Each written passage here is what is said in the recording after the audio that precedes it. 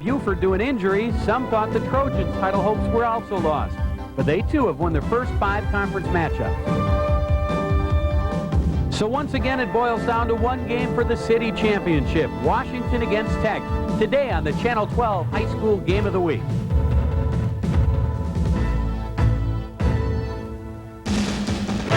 This is Channel 12's High School Game of the Week with Dan Needles.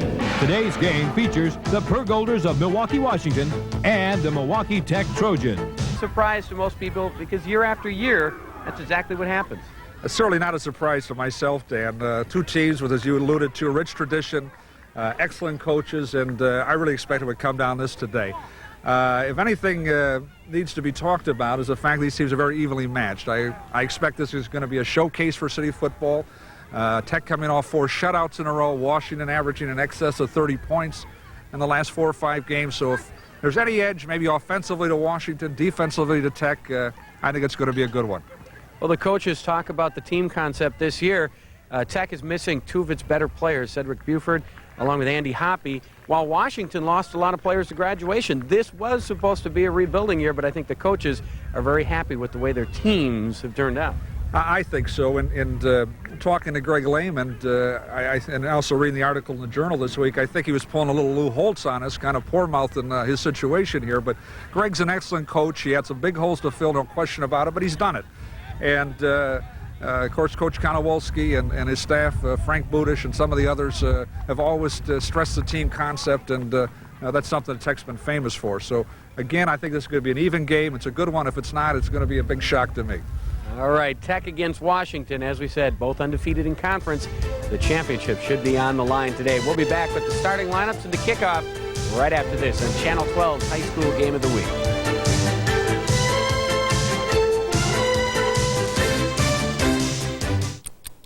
To celebrate our 29th anniversary, guess how much you'll get off every men's, women's, and children's shoe we carry.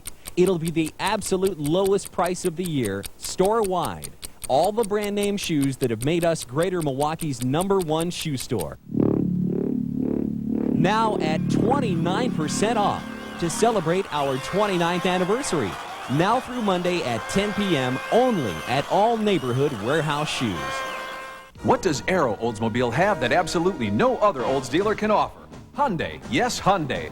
Arrow has Oldsmobiles, the best selection and savings. Arrow has GMC trucks, the best for less. And yes, Arrow now has Hyundai. The Excel, Scoop, Sonata. And Arrow Hyundai is the perfect second car, kid's car, or first car.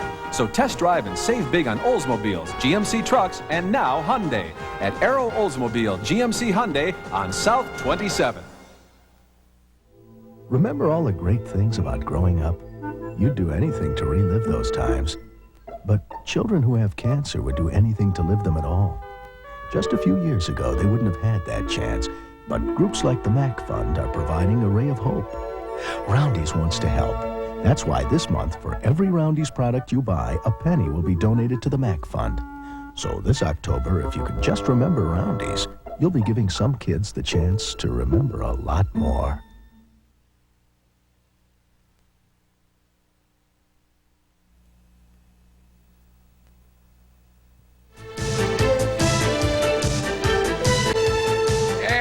Back here at Pulaski Stadium. We're set for the kickoff of today's game. Milwaukee, Washington in the white and gold, Tech in the purple, and we are set to go. The kickoff down taken at the 5-yard line by Billy Scott, breaking up past the 30-yard line, and Tech will start in very good field position. Bill, we're going to check the starting lineups for both teams. First of all, we'll start with the Milwaukee Tech Trojans offense. The quarterback, number 7, Mike McNello, joined in the backfield by Lamel Bivens, number 24, LaShawn Grace, number 25, and 32, Derek Sanders. The tight end is 87, Matt Lancy, and the split end, 82, Chad Getz. First down, McNello pulls it down, and he's knocked out down near the sideline after a short gain. It'll be second down for Tech.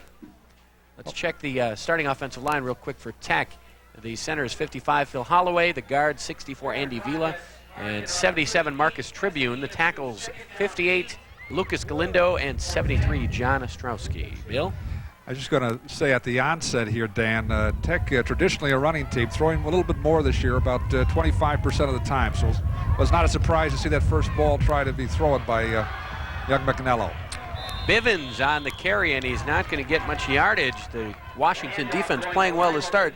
Rashawn Jackson with the tackle for Washington that time. So it's going to bring up a 3rd down and about 7 yards to go. And that Washington defense, the linebackers are 6, Randy Anderson, and 59, Troy Jones. The nose guard, Titus Watkins, 56. Tackles, David Gomez, Wayne Hollins. Here's the 3rd down play. LaShawn Grace, and he's going to be well short of a 1st down, stopped by Randy Anderson. And Washington will force Tech to punt on their first possession. Happens every week. The first possession is so quick we don't get to get the entire defense in. We'll try on the next series, Bill. Well, the other thing is, Dan, Tech is in and out of that huddle in a big hurry. They wouldn't need a 30-second clock. They'd take about 9 seconds.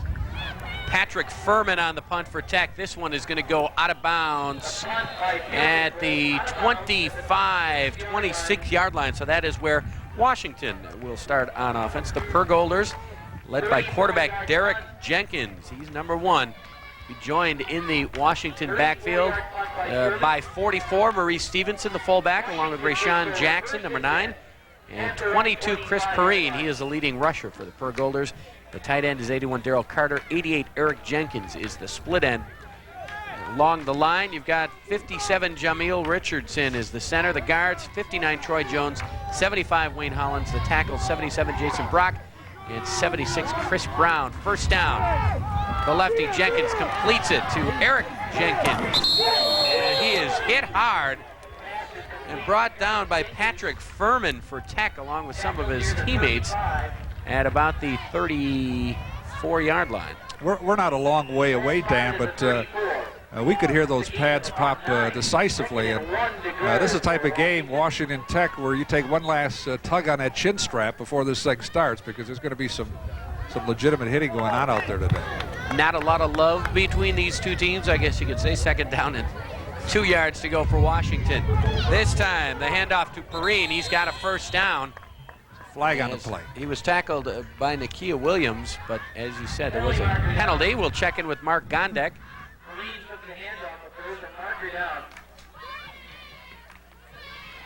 There perhaps not a lot of love between these two teams, Dan, but certainly a lot of respect. This is the 3rd year in a row it's come down to this, playing for what has a good chance of being the championship game.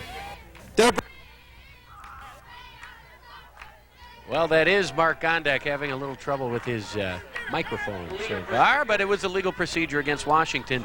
Strike the 1st down. It's going to be 2nd down at 7 now. Ball spotted at the 29. Perhaps a word about the weather conditions here at the onset. Near perfect weather conditions. A bit of a breeze blowing from, I guess it would be west to east. It might affect some passing and kicking a little bit, but other than that, it's absolutely perfect. Derek Jenkins with the handoff inside to Chris Perrine again. This time the tackle is made by Tremel Solomon, number 78 for Milwaukee Tech. A very short gain, going to be 3rd down. Let's check that Tech defense. Along the line, 58 Lucas Galindo and 77 Marcus Tribune are the tackles. The ends, 64 Andy Vila and 78 Tremel Solomon, who made the last tackle. The safety, number 11 Patrick Furman. On the corners, 27 Damian White, 32 Derek Sanders. We'll get to the rest after this play. 3rd down and 5. Jenkins rolling right with the lefty throw incomplete to Daryl Carter. A good defensive play made by Jumail Edwards for Tech, and it's going to be 4th down, so Washington will now have to punt. Okay, the quarterback, number 1, Derek Jenkins, the southpaw, rolled to his right on that play, and kind of a tough throw, but did the best he could with it. Andy McCarter deep to punt for Washington. Not really sure if the wind will help. Eric Glad is back to receive for Tech. High snap. McCarter does a nice job of getting it away. And a fair catch by Glad. He fumbles it, but it goes out of bounds. So Tech will start at their own 44-yard line. Very good field position for the Trojans. We're still scoreless at 0-0. And the men who will be calling this game from left to right, our referee is Mark Gondek, the umpire Robert Repke, the head linesman is John Urban, and the line judge Jim Stencil. Tech on first down.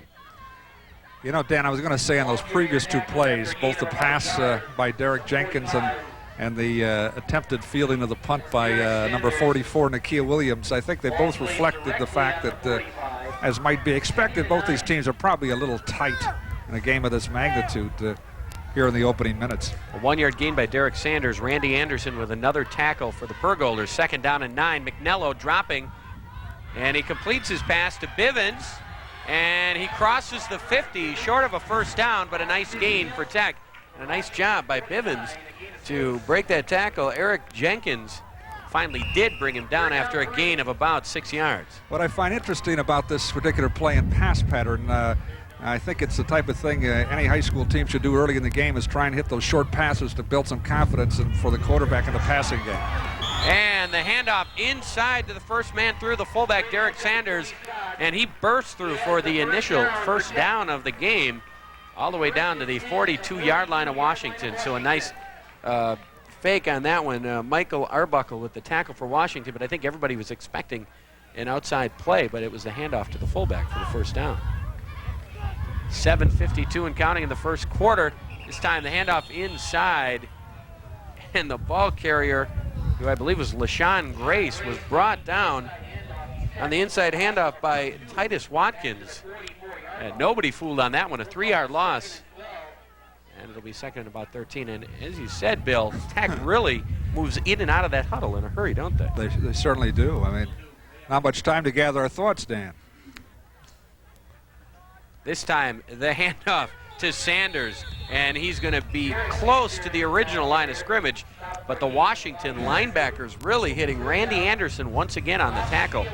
Both teams obviously have learned the value of gang tackling, not using more than one individual to get the runner down.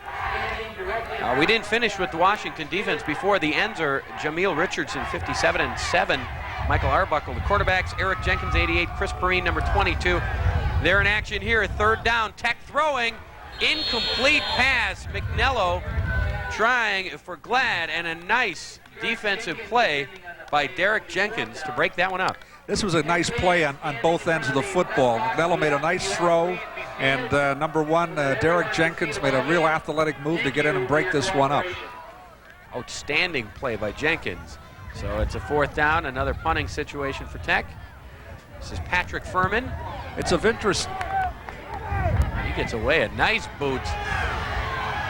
Taken by number 9, Rashawn Jackson, and he is stopped after crossing the 10-yard line by Jamiel Edwards. It's going to be a 1st down, but once again, Washington starting deep in its own territory now. This may be trivia, Dan, but you know, both teams are using their own football, and Washington has what appears to be a brand new football, and the one that Tech's using looks like it might have got out of somebody's basement somewhere. I don't know the significance of that, if anything, but I did notice that. Comfortable as an old sock. 1st and 10 at the 13 for the Pergolders. Jenkins with the inside handoff. Nakia Williams in on the tackle for Tech. There was a penalty on the play. Coach, it's going to be a face mask penalty against Tech. That one hurts. It was the handoff to Maurice Stevenson. Coach Konowalski had confided before the start of the day's game, Dan, that some of the concerns he had defensively were going to be able to stop the fullback off tackle for Washington, keep their quarterback contained on bootlegs and option plays. And offensively, he feels he needs to get a good game and out of his own quarterback, McNello. That is a huge penalty all the way up to the 30-yard line. So Washington out of the hole. They've got it 1st and 10 now. Jenkins, the handoff to Perrine. Trying to break outside. Picks up a good 7 or 8 yards before he is brought down by Derek Sanders for Tech. But a nice job on 1st down, and Greg Lehman did mention that before the game. 1st down going to be very important because this Tech team, as you talked about in the pregame, they've had, what, 4 shutouts? 4 shutouts in a row, Dan. Obviously a very talented defensive team. You have to get something going early. Otherwise, on the later downs, they'll be all over the quarterback. 8 yards on that carry, 2nd down and 2. Man in motion is Jackson. The handoff is to Maurice Stevenson, the fullback, and he's got a 1st down for Washington at the 45-yard line, tackled by Damian White for Tech. That's the 1st down, Washington. All right, he was able to get outside here. Good blocking on the left side of that Washington line. The thing I like to see is you notice how he covers up that ball just prior to impact, prevent the fumble. It was a good idea that time because he was hit by 4 or 5 Tech defenders. But it is a 1st down. They'll mark it at the 44-yard line, so 2 1st downs in a row for Washington. Jenkins hands off to number 22, Chris Perrine. And he gets about 3 or 4 yards, so a very simplistic offense right now. Tremel Solomon with the tackle, but it's working. 2nd down and 7. For those who might not know where Pulaski Field is, we're on about the corner of 27th and Oklahoma, and if that's not descriptive enough, Dan, what would you say we are? About a wood and a 9-iron away from Leon's frozen custard stand here on the south side? Well, the way the wind is blowing today, it may be a little more than that. It may be a little less than that, depending where you're hitting. 2nd down and 7. This time Jackson in motion again. Jenkins on the option, pitches to Jackson. And some big hitting once again as he gets knocked out of bounds very close to the 1st down. Patrick Furman put his head down and butted heads with Jackson. Oh my, Dan. Furman, I had the privilege of watching Furman play in a game earlier this year against, as I was just alluding to, Dan, I had the privilege of watching Furman play in a game earlier this year against Milwaukee King, and I commented to Tom for a young man that's probably about 150 pounds, he plays more like 180, 185. And I have to say, he got the worst of it that time from Rashawn Jackson. A nice job by Jenkins on the pitch. Washington now on 1st down. Some good moves by Perrine. And he jukes up past the 45, down to about the 43 of Tech. Furman again on the tackle. It's going to be 2nd down and 7, 8 yards to go. And Chris Perrine for Washington, number 22, is, in addition to his work here on the football team, plays varsity baseball every year since the 9th grade, is on the JV basketball team last year, and a fine student, ranked 7th in the class of 93. And the leading rusher, I believe. All around good kid so far this season. Jenkins rolling right again. The lefty puts one up for grabs. He's got a man wide open, but it's incomplete. And that time, Jenkins just had to unload it. He was looking for Darryl Carter. But not much room for error on that one because Jenkins was about to be hit. Well, hopefully the Trojans went to school and realize now that they're going to have to respect the power in the arm of young Jenkins. That ball was some 45 or 50 yards in the air. And that, for a left-hander, throwing when he's running to his right, that's just like a right-hander running to his left. It's not the easiest of throws to get something on it. 3rd down. We'll call it 8. Jenkins again. To Carter, completed. Trying to break away. He'll be far short of a 1st down, and a good job by the Tech defense stopping him after a short game. Marcus Tribune in on the tackle, and it's going to be a 4th down for Washington. So it looks like another punting situation, and I believe we have a player down on the ground for Tech. I think it's number 61, Mike Kopp. And he is up, he's okay, so that's good to see. Mike Kopp is a 6', 190-pound junior. He's in on the tackle. It's going to be a 4th down, and Eric Glad is back to receive the punt from number 30, Andy McCarter. Doubles on the punting and kicking duties for Washington. Had a high snap on the last one. Tech sent a load. Yeah, they were coming after that one. Glad lets it go. Can Washington down it? Jenkins is there. And it is downed inside the 5.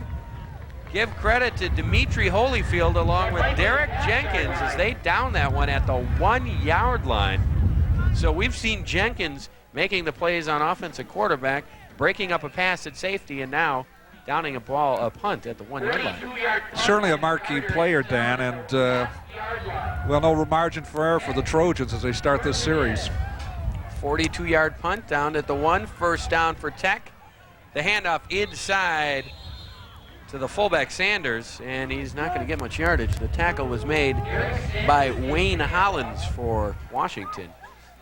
As long as we're got Derek Jenkins on our mind, he's also the senior class president of his senior class at Washington High School, plays varsity basketball, and is a track captain, 6'1", 180 pounds. And of course, when you think about Washington basketball, you think of the last couple of years, state champions 2 years ago. Last year they lost only once, and that was to Wauwatosa East, the eventual runner-up, and that was in the playoffs. Second down, and this time it was 25, I believe, LaShawn Grace. 24, Lamel Bivens, and he did not get much yardage once again. The tackle made by David Gomez for Washington. So that ball is still deep in Tech territory. 3rd down and 9. Let me stick my neck out on this one. Tech often in this situation will utilize a quick kick. Now that would be a bad idea here, but they're going to run it. Bivens again trying to get outside, does not, stopped at the 2, maybe the 3-yard line. Tackle made by Eric Jenkins for Washington, and now it's going to be 4th down. This is where field position comes in. A great job by Jenkins to down that ball at the 1, and this is the product of it. Now Tech is going to have to punt from their own 2-yard line. McNello, not a whole lot of room back there. He steps 1 foot back. It's going to be a safety for the Pergolders. And not much of a rush put on. Furman gets a nice boot. Rashawn Jackson at the 37, straight up the middle. Inside the 30, Washington will take over in great field position. The tackle made by Jamie Sterich for Tech, but a nice job by Furman just to get that one out of there. This is homecoming for Tech, and a rather large crowd on hand for this one. Terrific atmosphere. And I got here at 10:30 this morning. They had a tailgate party going over here on the KK Parkway. If I wouldn't have had a big breakfast, I would have ingratiated myself very quickly and got myself a brat. I could have used one this morning. 1st down. That's Perrine, and a great open field tackle for Milwaukee Tech, Derek Sanders. And that's going to be a gain of maybe a yard for Washington. That could have been a big play. Yeah, if he would have got around the corner, there wasn't a whole lot else out there, but has been accustomed with all these tacklers so far this game. The shoulder was there, the arms were wrapped, and just excellent form tackling by young Derek Sanders. Derek Sanders, a 5'7", 155-pound senior cornerback, also doubles as a running back. Jenkins handing off inside Jackson, and again, a lot of hitting inside. And that is the final play of the first quarter. Eric Glad with the tackle for Tech. So we've spent 12 minutes and basically no score so far. Now, Washington has the advantage with field position. They will start inside the 30 as we begin the second quarter. So it's scoreless after 1. We'll be back after this on the Channel 12 High School Game of the Week.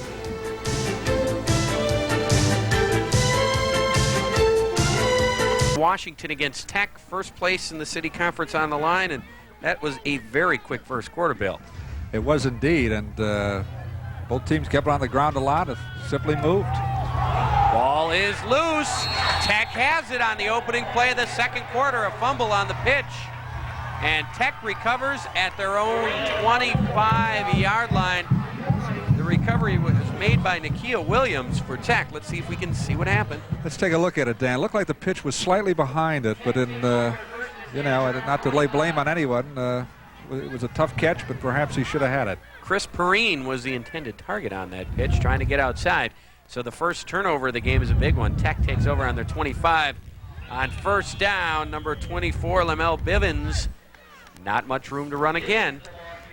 It was a big opportunity for Washington to miss. I know what's probably going through both coaches' heads at this stage in this football game is you want to get on the board in a game this magnitude first. It tends to loosen the players up and allows you to do some things you can't do when it's knotted. Keep your eye on number 6, Randy Anderson, in on that tackle for Washington. Only 5'6", 175 pounds, but he's been in on just about every play. Comes the screen. Screen is incomplete. That time intended for 22, Billy Scott, and it looked like they had that one set up pretty well. So it's going to be 3rd down and long. 3rd and 11 for Tech. I didn't catch the gentleman's name for Washington, but he got in there a little quicker than perhaps young McNello would have liked, and he just didn't have a chance to get the ball out there. What we mentioned earlier, Buford and Hoppy, the two key players for Tech that are missing. They've been playing well without them. This time the pass is complete to Matt Lansey for a first down. I believe it's going to be very close. And it is indeed a first down at the 37. So McNello really rifling that one into traffic, but a nice job by Lansey to come down with the catch. The tackle was made by Eric Jenkins. Well, Matt Lansey simply went down in his own coverage and hooked it up, and McNello laid it right in there. A beautiful throw. Frankly, Washington had about it covered as well as they could. And Derek Sanders. And he gets a nice gain up near the 45. Tackle made by Derek Jenkins for Washington. that was the old Tech version of the Statue of Liberty, where the quarterback goes up and simply wraps it around the fullback's belly after he passes him. A very unusual play. You don't see that very much. It was good for 6 yards. Second down and 4 for Tech. The Trojans, both teams unbeaten in conference play. Handoff inside again to Sanders. Stopped right around the first down, or the line of scrimmage. Once again, Randy Anderson in on the tackle for Washington. I'll only mention it one more time, but Dan, I'm still curious about that old football. I don't know if they had that blessed by the bishop or what have you, but this is throwing me off my game. That is beat up football. There you can see it. Troy Jones also hit on that tackle. It looks more like a rugby ball. Sanders again bursting through for a first down to the 49-yard line of Tech. Billy Scott, on the carry that time. So he comes into the game and picks up a first down. The tackle made by Michael Arbuckle. Watch the speed of Scott here. Yeah, he picked his hole very well. He started inside, moved outside, and made a nice spin move into it with the football. The last 3 minutes, Tech has pretty turned the field position around this football game. Just moments ago, they're on their own half-yard line. Now we're back out to midfield. First down, McNello. Completed pass. This time is to number 82, Chad Getz. So McNello looking good here in the second quarter. It's going to be short of a first down. They'll spot it at the 43-yard line of Washington. Chad Getz came down that zone coverage, made a real crisp out pattern, and McNello threw that ball right on timing. Second down. This time it's Sanders up the middle. He's got a first down. And the Trojans, Tom Konowalski, doing a nice job of mixing up his plays, because Washington really controlled that first quarter with their defense. Right now, Tech is on the move. Troy Jones with the tackle that time, but it's another first down at the 39. There you see that Tech offense. Washington, a little disorganized this time. Billy Scott, once again, trying the right side. Brought down by Rashawn Jackson for Washington after a short gain. What's remarkable, to me anyway, Dan, how quickly Tech gets in and out of that huddle, and when you take in consideration they're sending a player with a play on every play, it's really remarkable. It's about as close to a no-huddle offense with a huddle you can have. I guess that sounds a little strange, but that's the way I see it. And Washington jumping offside that time. I don't know if they were drawn up or not, but about 5 players skied on over the line of scrimmage. We'll check in with Mark Gondek. It is against the Pergolders, so instead of 2nd and 7, it'll be second down and 2.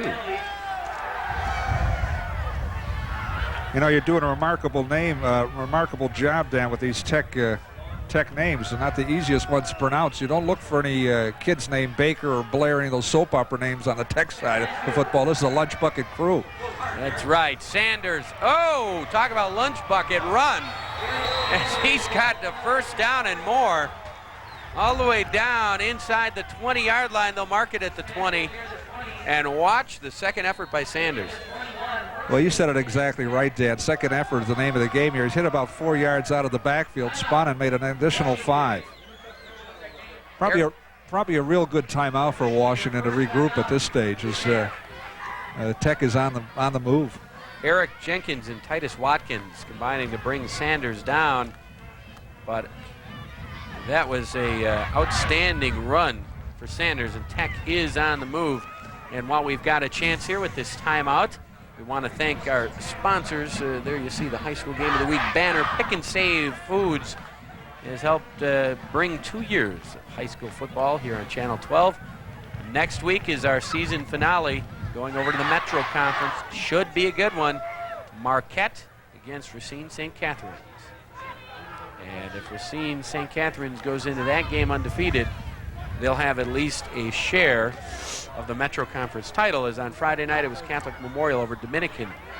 So it's getting down to that time of year, Bill, where playoff spots are really on the line. There's only a couple of weeks left in the season, and there are not too many conference races that are decided yet. Well, it is indeed final exam time for these teams. They've worked all year, and one of the beauties of high school football is that you can see the improvement over the course of a year for all the teams.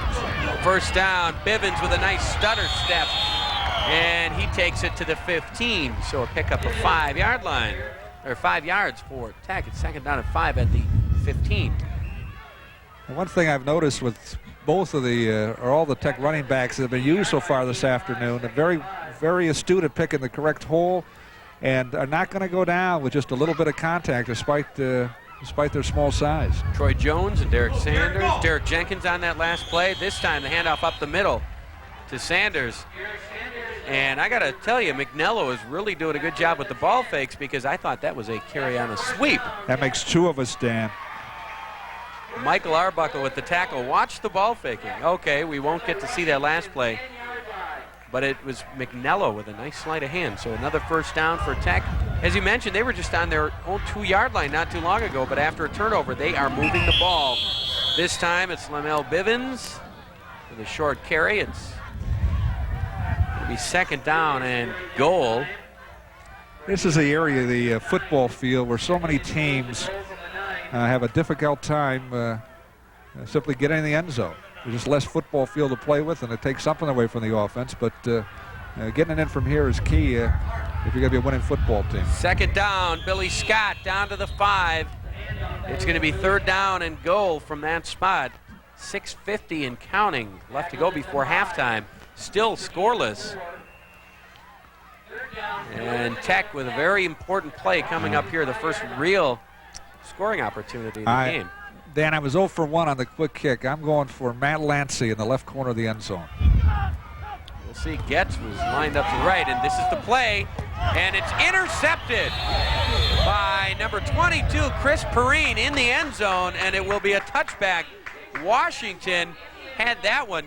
Maybe they were listening to you on that one, Bill, because they had that one smelled out, and it is another big turnover. Well, I'm 1 for 2. It was indeed intended for Matt Lancey in the left corner of the end zone, but he was well covered. 1 or 2 Washington defenders could have stepped in there and made that play. And look at the smart play by Perrine, just down it in the end zone. He almost crossed over the goal line, but instead it will be Washington at their own 20, so that is a big play for Greg Lehman. Big disappointment for Tech, big lift for the Washington Purgolders. First down, going the other way, and the handoff is to the fullback, Maurice Stevenson. He picks up a couple on the carry. It'll be second down at about 8. And going back to that last play in the end zone, Tremel Solomon with the tackle that time for Tech. On that last play in the end zone, Lancey was open for a short amount of time, and it looked like McNello did not pick him up right away. And that gave Perrine some time to step in front of him. Well, what had happened on that, McNello went back and got a little bit of a play-action fake. It probably took more time than it should have. Here's the pitch to Perrine, and he's got a lot of room to go. He might be gone. Touchdown, Washington. Chris Perrine on the quick pitch. 78-yard touchdown, and all of a sudden it's Washington on top 6-0.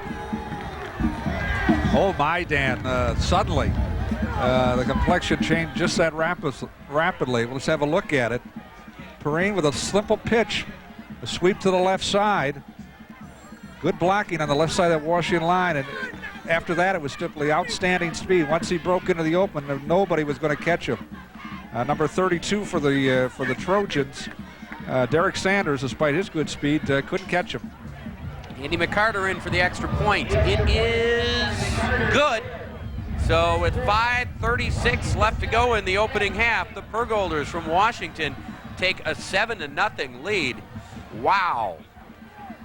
this game has had some quick turnarounds.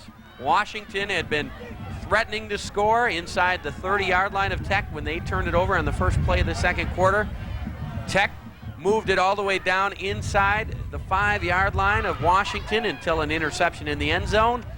And 2 plays later, 78-yard touchdown for Chris Perrine, and Washington leads it 7-0. So you have to give some credit, a lot of credit to Perrine. He came up with the interception. He scored the touchdown. Yes. So he's given himself a chance to shine here on TV.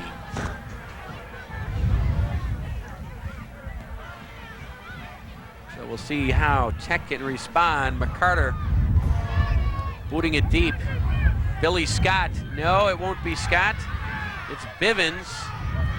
And he takes it out near the 30-yard line. And the tackle was made by Dimitri Holyfield, I believe, for Washington, along with Randy Perrine. And Tech is going to take over 1st and 10 on their own 30. Well, it's 7-0, Dan. Much too early to call this a crucial series, but certainly they want to rebound from the shock of what just happened to them.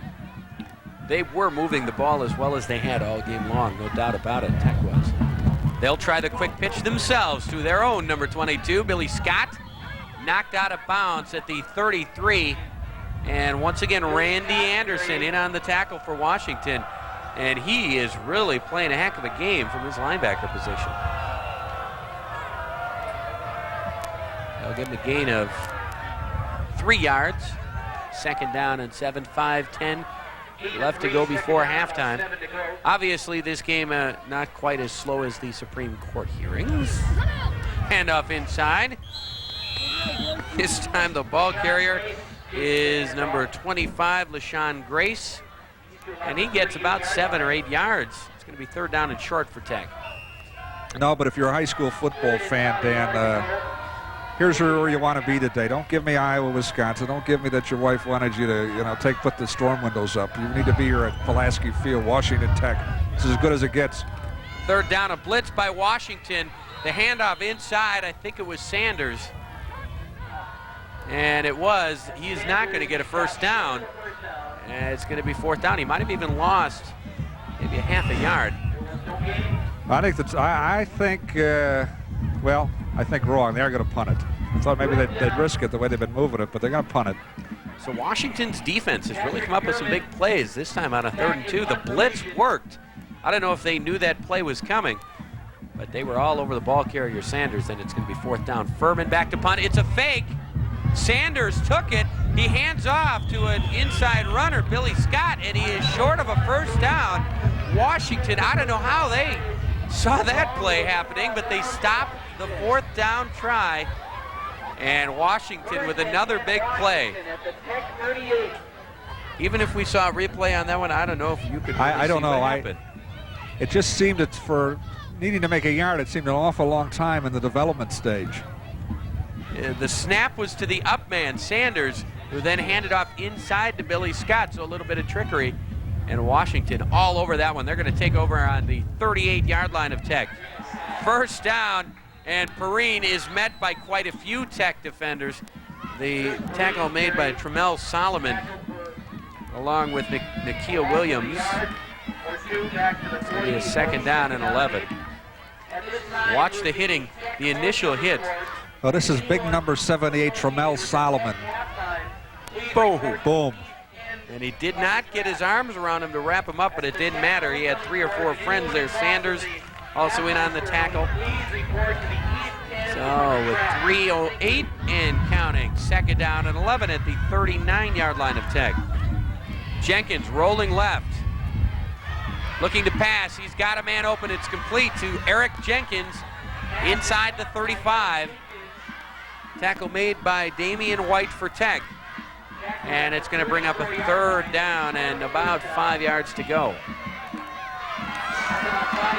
So Greg Lehman did go for it all in one play, but he did get 6. That makes this play call a little bit easier.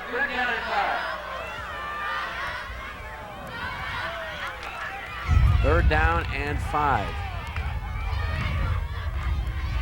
Jackson in motion. Jenkins going deep. And he overthrows everybody. The intended receiver was Eric Jenkins. And a good defensive play by Damian White all over the coverage. It'll be a 4th down. The key on that play, Dan, was the rush of, again, from El Sullivan and number 64, Andy Villa. There was a penalty flag on the play, and I think it was an ineligible receiver downfield for Washington. So this will be an interesting call. I don't know. I didn't see anybody downfield on that one, but Mark Gondek and his crew all over it. We'll see if Tech accepts it. Are they going to move him back? I'm glad I kept my mouth shut. I thought they refused to bring up the 4th down, but... Well, if Washington had any ideas of going for a field goal, I don't think they would now, obviously. No. But it's going to be 3rd down and 11. If Washington doesn't pick up the 1st down here, Tech may have been doing them a favor, give them a little more room to try to punt it out of bounds inside the 20. We shall see. 3rd and 11. Derek Jenkins looking deep again. This time it is almost intercepted by Mike Kopp off of his hands, and that's exactly a situation they were working on in the pregame, where the linebackers and linemen were practicing tipping the ball up into the air, and it almost worked for an interception. Instead, it'll be 4th down. Good zone coverage by the Trojans. The linebackers dropped right back and were exactly where they were supposed to be, and made it a difficult throw for Jenkins. Back to kick, Andy McCarter at his own 45. He booted from about the 50. Gets it off end over end. And it takes a Tech bounce. So they will not be in too much of a hole. They'll start at the 17, 18-yard line. Much better than the 1-yard line where they started before. 2:07. All their timeouts left. I think they're going to have to take a run at it. The clock is rolling. 21-yard punt for Andy McCarter. Very quick first half when you've got two teams running the ball like these are. 7-0 Washington leading on a 78-yard run by Perrine. First down, McNello. Incomplete, and there is a pass interference. The intended receiver was Lancey, and the defensive back, number 21 for Washington, Randy Perrine, is going to be called for bumping Lancey. And indeed, it is pass interference. So a break for Tech, because I don't think that would have been a completed pass. No, I'm sure it wouldn't have been. It was well over Lancey's head, and it was just an air of aggression on the part of the defensive back for Washington. He was trying to position himself, but he did indeed make the contact, and it was a proper call.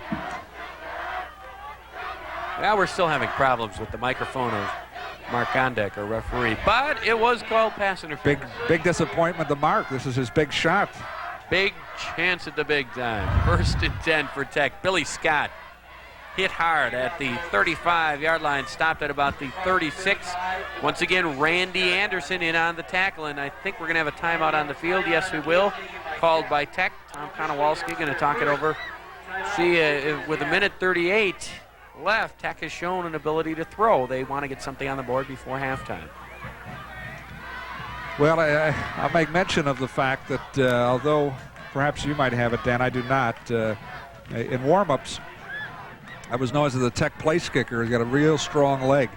And I would say any time they get inside the 30-yard line today, setting up field goal upwards of 45 yards or more even, I think he's got enough leg to get it there. I know they work hard on their kicking game, and I think Coach Konowalski minimally would like to come into the halftime here at 7-3, if not at least knotting this thing up. There you see the Tech band and fans. It's homecoming, and they have a nice turnout here today. The kicker you were talking about for Tech, Jeff Lewick, number 35. He's only a sophomore. Let's see if he gets some action here. These are the two biggest body-wise, I guess, number-wise, teams in the conference. The handoff here on the inside to Sanders, and he gained maybe a yard, maybe back to the line of scrimmage. And both teams have the affordability of going deep into their rosters, which is nice. A lot of city schools would like to be able to do that. Going out of huddle now. 3rd down and 8, a minute 15 and counting in the half.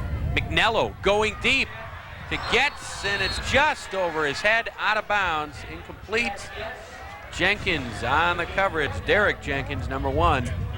But if he could have taken just a tad off of that throw, it would have been a nice long completion. Part of the difficulty for the Trojans on this drive is the Washington defensive backs really loosened up, and they really were going to have to hit it underneath and prevent the big play. Strategically, probably a good move on the part of Coach Lehman and the Pergolders. Patrick Furman has done a nice job of punting in this game. Rashawn Jackson going to take it out of bounds at his 25-yard line. They'll mark it. So Washington with a minute 1 left in the first half. I don't know if they'll sit on it. They have a 7-0 lead. I suppose a turnover here could be devastating instead of going in with a 7-0 lead, so they probably will be conservative. My guess is they're going to eat the football right now.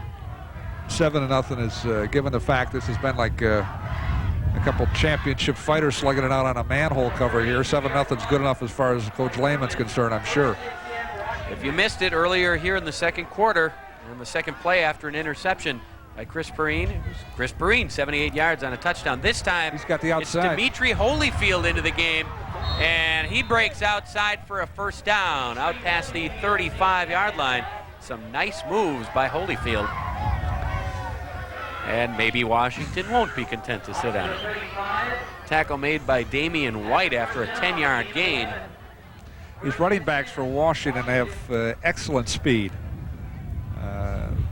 Tech has to be careful to contain them because, as demonstrated time and time again, they go on the corner. It's trouble. Derek Jenkins now with a little more breathing room at the 35. Handoff inside, Maurice Stevenson, the fullback, still going. Out near another 1st down to the 45. And Washington will call a timeout with 28 seconds left in the half. And it looks like there's a player down for Tech. A couple of players getting up very slowly. Well, again, just another demonstration of good hard running. Pick the right hole, cover up that ball. Not going to take the chance of a fumble at this stage in the half. They've now positioned themselves, Dan, here at the 45, where I think they can take a chance with 28 seconds left. Throw a couple down there and see what happens. I don't think they risk anything at this stage. They've got Maurice Stevenson listed at 5'10", 190 pounds. Looks a little bit bigger than that out there at the fullback spot. How many pounds? 190. A junior. Yeah. So if it's 190, it's a solid 190. And they're not going to measure. It's about an inch or two short for Washington of the 1st down. We saw Derek Jenkins on one pass play midway through the 1st quarter that he's got enough arm to make this last 28 seconds very interesting. My sense is they're going to send a couple of guys deep down there and see what happens. Again, I think it's no risk at this stage. Both Eric Jenkins and Darryl Carter have been the recipients of passes here in the opening half for Jenkins. So Tech has to watch both receivers. All the way at the top of your screen is Eric Jenkins. Instead, it's the fake on the handoff inside. It's Derek Jenkins keeping for a 1st down out near his own 49, 48-yard line. And a tackle made by Lucas Galindo for Tech, so 22 seconds now. And Washington is not in any hurry to get this play off. 15 and counting. Well, I was hoping they'd throw it deep, frankly, but it's Coach Lehman's football team, not mine, and he's got them ahead 7-0, so that's all that counts. Maybe they'll do it on this play. 4 seconds. Will they get it off? They do. Derek Jenkins, and he'll be knocked out of bounds at the 50 to end the opening half. The tackle made by 44, Nakia Williams. Some tempers flaring on the sideline as Jenkins is in the middle of all the Tech players, and look out. Players from both teams are getting into it on the sideline, and both coaches are over there trying to get everything under control. Nakia Williams for Tech with a little extra push and shove at the end of that play out of bounds. And the Washington players, nobody throwing any punches. They're going to separate the two teams. And we will go into halftime with a 7-0 lead for Washington. A nice job by both coaches diffusing the situation. And we are at halftime. Washington 7, Tech nothing. We'll be back with halftime stats after this on Channel 12's High School Game of the Week.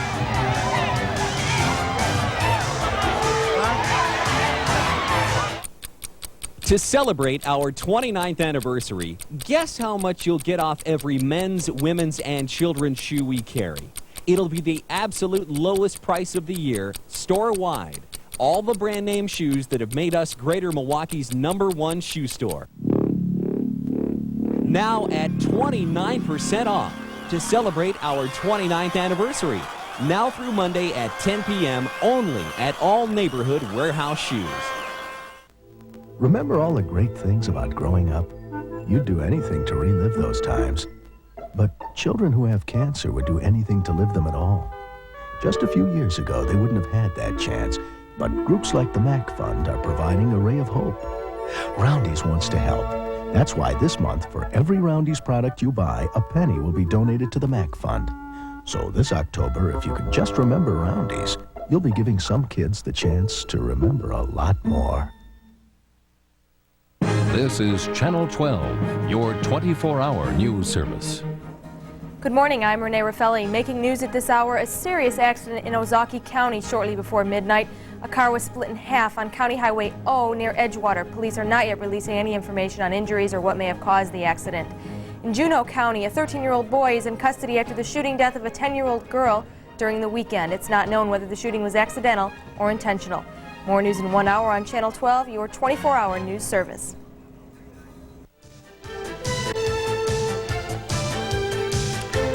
Dan Needles and Bill G back at halftime at Pulaski Stadium, and our score is Washington 7 and Tech nothing in a very first half. Hi there, Mom. I'm Dan. This is Bill. And in that first half, Bill, Washington did win the statistical battle, not by much, but really it was just one play that made a difference in this game. Well, as we talked about at the onset, we expected an even game. It's been an even game. I think the key at this point for both these teams is a realization that there's a whole lot of football left to be played. Another half. It's not over. It is even, other than the fact that Washington leads at 7-0. But again, there's a whole second half to be played here, and I know Tech's got to feel a little down. They had their opportunities, and the difference of big plays: the interception by Washington in the end zone, and the big touchdown run by the halfback from Washington. Well, let's take a look at that. Chris Perrine, number 22, with a sublime 78-yard run. He of the 78-yard touchdown run. He got to the outside, and I think it was Sanders even had an angle on him, but there was no catching him. He had outstanding speed. And that play, of course, was set up by an interception by Perrine in the end zone, which stopped a Tech drive. So that was a 14-point turnaround, and that was our only score of the first half, 78 yards for Chris Perrine.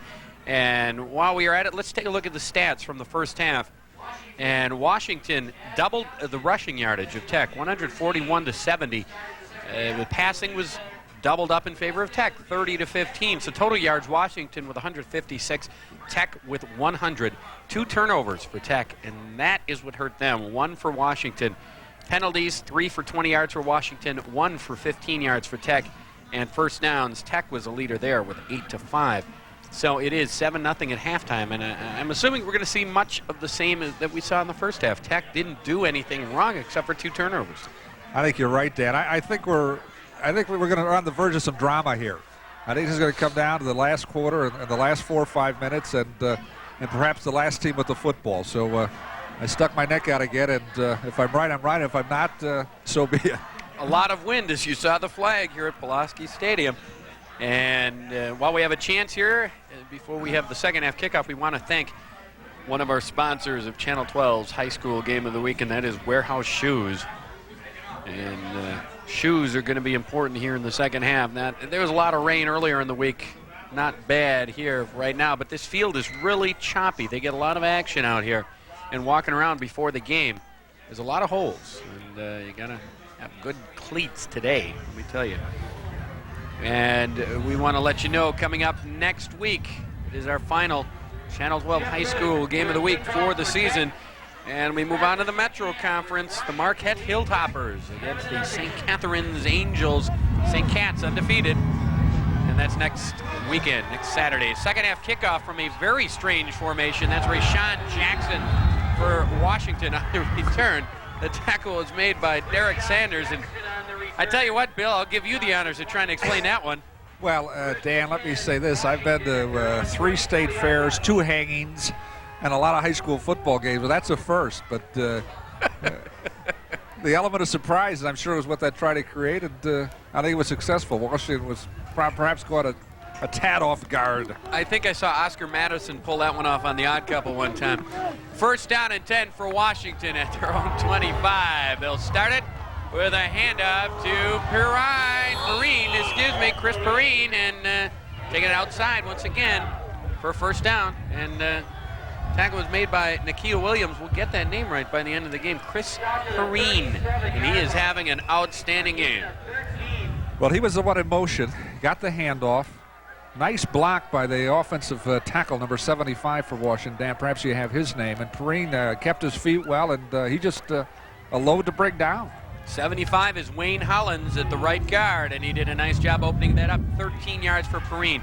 This time a little misdirection, and that was Holyfield on the carry. Mike Kopp with the tackle for Tech, and Holyfield is going to be stopped for a loss. Dimitri Holyfield, the sophomore halfback.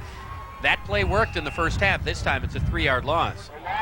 Well, Kopp, a knife through there, was in position to make the play, and he made it. Also, number 47, Eric Glad with the penetration, and he forced Holyfield to cut it inside. And that's where Kopp met him for a 3-yard loss. Second down and 13. Washington leading 7-0. City Conference Championship on the line. The option left, Jenkins. And he's brought down after a very short gain. Andy Vila with the tackle for Tech. You know, the opening series of the second half in a game this close is obviously important to both teams, but perhaps more important to Tech at this stage be behind if they want to get away with some decent field position for their turn at the football and try and square this thing as early in the second half as possible. And certainly be a complete meltdown if they go down 14-zip before they get their hands on the football again. Give Derek Jenkins 3 yards on that carry. Third down and 10 from the 36-yard line of Washington. In motion is Perrine. The pass is complete to Holyfield. Needs to get to the 47, and the 48 actually is going to be short at about the 46, so it's going to be 4th down and 2. Jumail Edwards with the tackle. Well, at the end of that first half, there was an incident we'll get to in a second. It was a well-conceived play, and number 3, Holyfield, swung out of the backfield, and number 88, the wide receiver, let me get his name, Eric Jenkins, was in a position to throw a black, and they're close. Well, I tell you what, I mentioned the last play in the first half. It reminded me very much of this play because it was right in front of the Tech bench, and a little bit of a late hit by Williams, and it nearly set off a riot on the field. This time, one of the Tech defenders had a chance to take a shot at Holyfield out of bounds, and he held up. And the coaches have done a nice job of getting these players just to concentrate on football. Right, and both coaches Konowalski and Lehman are consummate sportsmen themselves and stress sportsmanship. And I think what happened in the first half was no more than a little frustration on the part of the Tex player, and perhaps a percentage that was nothing more than the boys will be boys. 4th down and less than 1. The measurement showed the ball to be about a half a yard short, maybe a full yard. And it looks like Washington is going to be setting up in punt formation. So they don't want to take a chance here on 4th and 1. And Furman is back maybe 10, 15 yards deep for Tech, not expecting the punt. But McCarter does boot it away, and Washington downs it at the 26-yard line of Tech. It was Troy Jones down there to put the ball down, and Tech will take over for the first time in this half. 1st and 10 on their own 27-yard line. Notice something interesting on that punt, Dan. The center for Washington on the punts is their quarterback, Derek Jenkins, which you think about for a moment probably makes a whole lot of sense. He's used to handling the ball, and come to think, I don't know why that's not done more often. And the first play for Tech is a handoff up the middle to Derek Sanders. Hit hard and stopped after maybe a gain of 1 yard. Troy Jones in on the tackle. Let's set that Washington defense real quick. Randy Anderson and Troy Jones, the linebackers, and they have been in on the action all day long, most of the plays. David Gomez, 85, and Wayne Hollins, 75, are the defensive tackles. Titus Watkins at 56 is the nose guard. 57, Jameel Richardson. 7, Michael Arbuckle, the ends. McNello to pass for Tech, and it is complete to Lamel Bivens. And it's a pickup of, about 6-7 yards. Going to bring up a third down for Tech. The defensive backs, Derek Jenkins, number 1. Rashawn Jackson, number 9. The cornerbacks, 88, Eric Jenkins. 22, Chris Perrine, who, of course, had an interception in the first half and scored the only touchdown of the game. 8:45 left in quarter number 3. This is Sanders. He's got a first down and more out to the 46-yard line of Tech. And it's going to be a first down. Derek Jenkins on the tackle for Washington, but not until Sanders had a 13-yard gain. Sanders off the right side of that Tech line. Good blocking on the right side of the line, and he knew what to do with the football. Got a good drive going now. Ball marked on the 46, and before Tech can get this one off, there is a whistle.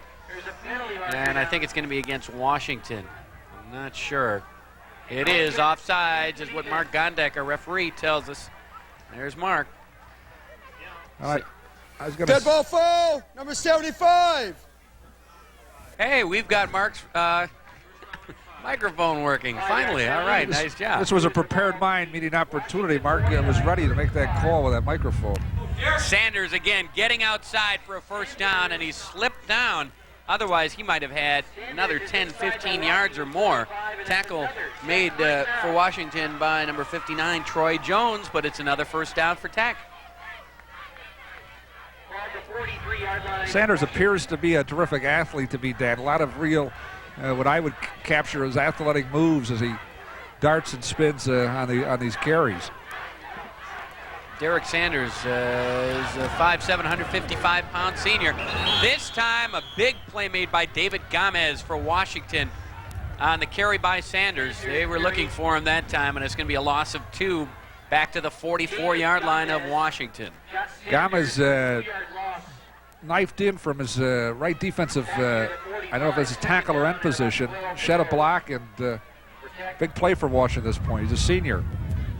Second down and 12. Washington blitzes. The pass is complete to Billy Scott. Knocked out of bounds inside the 40 at about the 37. Tackle made by Randy Anderson, but Tech gets closer to another first down. It's the identical pattern, Dan, that we're going to see it now in the replay. It's the identical pattern that number 24 for Tech, Lamel Bivens, ran maybe 3-4 plays ago. He swung out of the backfield in that left flat and was uncovered. Nice, safe passes. Right, I think it's important, especially Sanders. For a moment, it looked like he had a huge hole to get through, but Randy Anderson in on the tackle, stopping Sanders short of the first down at the 35-yard line. So a decision here for Tom Konowalski. Going to be fourth down and about 2, maybe 3 yards. And I think Tech is going to go for it. Well, this is an interesting call in a similar situation. Not quite much later in the ball game last year against Washington, went for a play like this and missed it. But let's see what happens. Fourth down. This is Billy Scott, and he is not going to get the first down. It depends on the spot, but I don't think he got it. Unless a little second effort picked it up. Troy Jones in on the tackle. Well, now they're looking to see. No, he is short. He's quite a bit short. And it's a first down the other way for Washington. And the Pergolders have really come up with some big plays. We talked about it earlier, the interception in the end zone. Now this play on fourth down. There's been a couple of turnovers on Tech in the ball game. And Greg Lehman's crew hangs on right now, still 7-0 with 6:45 and counting left to go in the third quarter.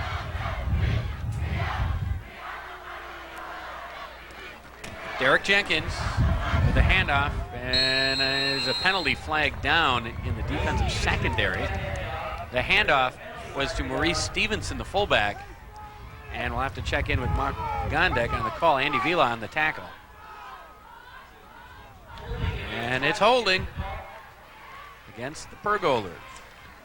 I've been impressed with the ability of the Washington ball carriers, Dan, to just simply hold out of the football. I mean, when Tech hits you, you know you've been hit, and they have yet to cough one up here, and we're just about midway through the third quarter now. I would have perhaps anticipated that happening. I guess we could say the same thing on the other side of the football, because Washington's laying some licks out there too. The only turnover for Washington was on a bad pitch. Let's check in with Mark Gondek. Number 50 offense. Ooh, there's a no-no. Mention the name. Well, It will protect the innocent. It wasn't 57 Jameel Richardson, was it? I'm not sure. I couldn't hear. But it is a big penalty. Sets the Pergolders back 1st and 20. And this is Chris Perrine, who is over 100 yards for the day. And he gets back some of what they lost on the penalty, about 8 yards of that, but it's going to be 2nd down and 12. Nakia Williams in on another tackle.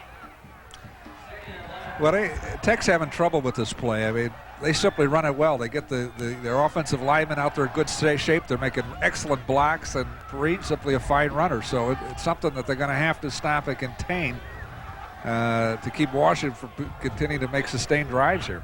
I tell you what, we don't want to leave the lasting image of that last play of the first half with Williams, as Washington tries an inside reverse to Holyfield, and he is stopped. A big play by Eric Glad for Tech, and it's going to be 3rd down and really long for Washington. But I was talking about Nakia Williams. He has really played an excellent football game, and you don't want to have just one play ruin the whole game for him, because he's been in on about 7 or 8 tackles. Now, Nakia Williams is a fine football player, been one for Tech for the past several seasons. And when talking to Coach Konowalski and asking a number of individuals he wanted to highlight today, the first person he mentioned was number 44 inside linebacker, Nakia Williams. 6'1", 220 pounds, and Tech jumps offside. That one's not going to make anybody happy. Bernard Brown, number 52. Now he just gave back the loss that was captured on the last play. It was 3rd and 15. You're right. Now it's going to be 3rd and about 10. Still a long way to go. There's the Washington players trying to get their offense moving. Pergolders have not had a lot of success on offense here in the 3rd quarter. It's mostly been Tech. Like those Washington uniforms, that colorful. Of course, Tech clad in the traditional purple and white. And again, Tech is jumping offside. This time it's 58, Lucas Galindo. I don't know what Jenkins is doing, but it's working. Derek Jenkins drawing the defense off on consecutive plays. Well, in the black hat with Washington on. Check in with Mark Gondek again. Dead ball foul. Number 58 defense. 3rd down. Well, what had been a pretty much penalty-free game in the last 3 minutes has begun to deteriorate. There's Frank Budish with the stocking hat on the screen. Now, that's a beautiful man. I mean, there's been others that have contributed positively to kids around the city of Milwaukee in the last 15 or 20 years, but none more than Coach Frank. He's had a lot of influence. 3rd down pass, Jenkins, complete for a 1st down to Rayshawn Jackson, all the way out to the 49-yard line. So Washington, with the help of a couple of penalties, has got themselves a 1st down. Well, Dan, if you're a Tech fan, this last sequence, the 2 penalties are now allowing them to go from a 3rd and 15 to a 1st down is liable to put a tear on your pillow tonight. 4:17 and counting left to go in the 3rd quarter. That's Stevenson up the middle. Very close to another 1st down. And the Tech sideline is getting heated. Patrick Furman had to make the tackle from a safety spot. And it's good for another 1st down, 10 yards. Well, they got a good surge off that Washington offensive line. Blew them back there 3-4 yards. And it's a bad sign when those defensive backs are making you tackles. Stevenson again, and they still cannot bring him down. 47, Eric Glad ripped the ball away from him after the play was dead. But Stevenson does not want to go down. The tackle made by Mike Kopp, 61. No gain, maybe a half yard.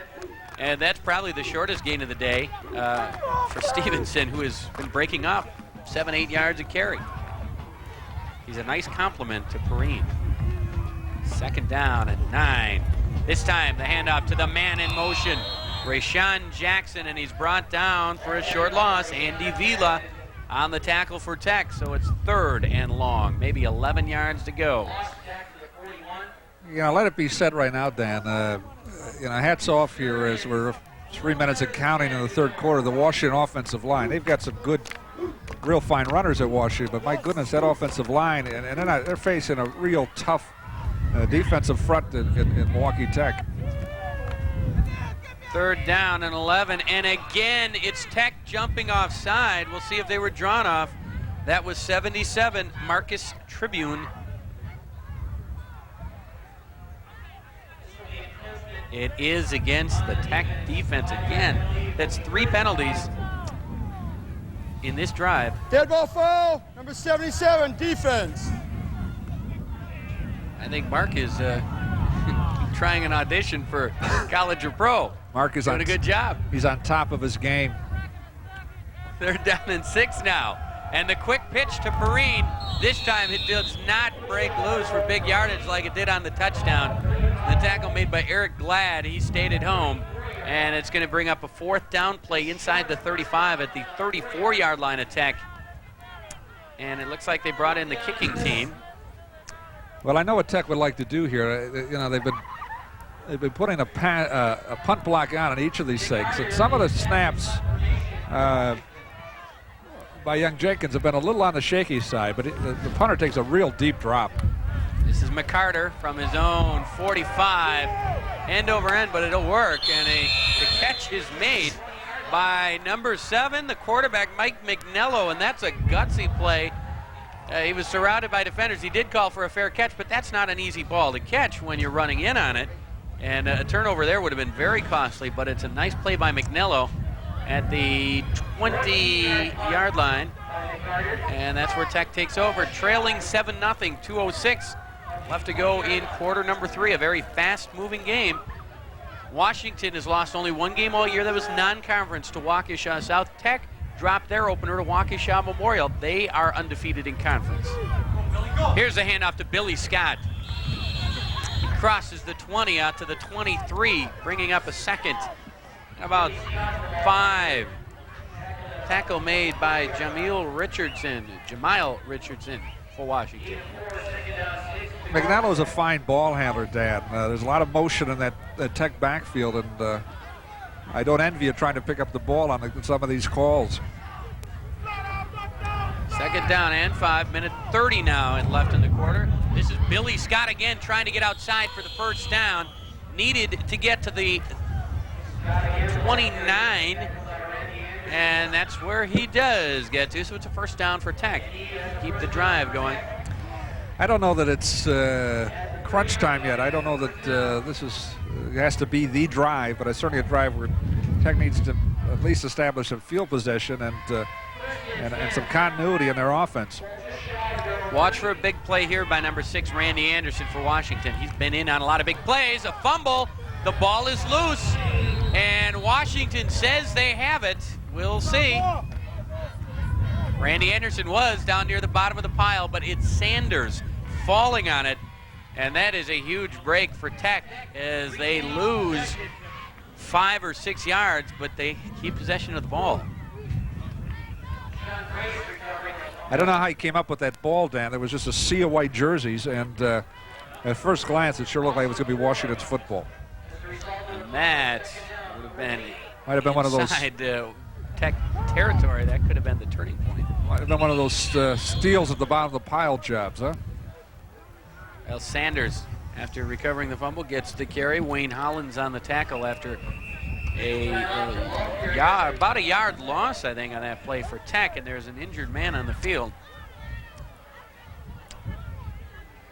And it looks like one of the running backs. I think, Dan, just a thought here right now, beyond the obvious of both teams wanting a victory today, you know, both these coaches, beyond being coaches, are teachers, and I think the thing they want to go off this field with is the realization their teams both played as well as possible. And, you know, that'll have to be their determination, but at this juncture, both these teams have played excellent football. That was LaShawn Grace, the injured player. There you see him. He's walking off the field. And that is the Washington sideline. They lead it 7-0. The winner will clinch at least basically at least a tie of the conference title. It's not officially clinched, but they pretty much have control of this race. As all season long, well, Marshall has played very well, but these have been the top two teams. King was expected to be one of the top teams, and they have had their moments this year, no doubt about it. But it has come down to Tech and Washington once again. Big play for the Trojans. 3rd and a bunch. 3rd and 15, McNello. And his pass is intercepted by Derek Jenkins down the sideline. Inside the 20. And Washington with a big break, the 3rd turnover of the game for Tech. John Ostrowski made the tackle, but Derek Jenkins with a huge play. Well, they're trying to hit number 82 for the Trojans. Let me see who that young man is. Chad Getz streaking down the right sideline. The ball was overthrown, and Jenkins simply was back there in position to make the interception. Getz, the last moment, realized and tried to play defense, but it was just too far. The handoff to Stevenson for Washington. On that replay, you saw the reverse angle replay, and it looked like Jenkins, if he would have stayed outside, might have had a little more room to try to get into that end zone. But as it is, the ball deep in Tech territory, and that's the final play of the 3rd quarter. Washington leads at 7-0. We'll be back with the final quarter right after this on Channel 12's High School Game of the Week. Remember all the great things about growing up? You'd do anything to relive those times. But children who have cancer would do anything to live them at all. Just a few years ago, they wouldn't have had that chance. But groups like the MAC Fund are providing a ray of hope. Roundy's wants to help. That's why this month, for every Roundy's product you buy, a penny will be donated to the MAC Fund. So this October, if you can just remember Roundy's, you'll be giving some kids the chance to remember a lot more. What does Arrow Oldsmobile have that absolutely no other Olds dealer can offer? Hyundai, yes, Hyundai. Arrow has Oldsmobiles, the best selection and savings. Arrow has GMC trucks, the best for less. And yes, Arrow now has Hyundai. The Excel, Scoop, Sonata. And Arrow Hyundai is the perfect second car, kid's car, or first car. So test drive and save big on Oldsmobiles, GMC trucks, and now Hyundai at Arrow Oldsmobile GMC Hyundai on South 27th.